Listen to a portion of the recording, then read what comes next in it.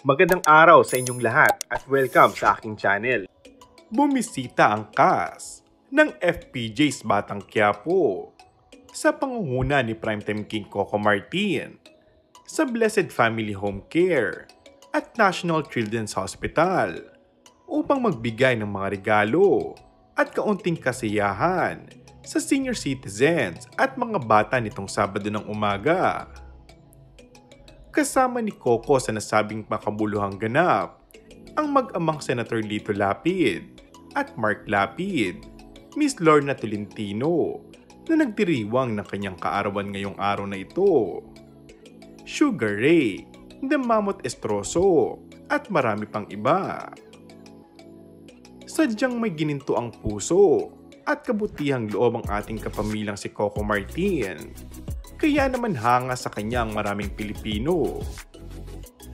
Ayon kay Coco, ito ay simpleng pamamaraan lamang nila ng pagpapasalamat at pagtanaw sa pagmamahal sa kanila ng mga tao.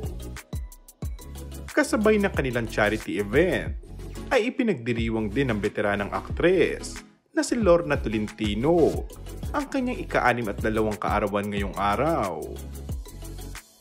Kapansin-pansin na walang aktres at girlfriend nito na si Julia Montes. Ilang ganap na nga na hindi nakikita na kasama nito ng aktor matapos ang kanilang naging bakasyon sa Italy.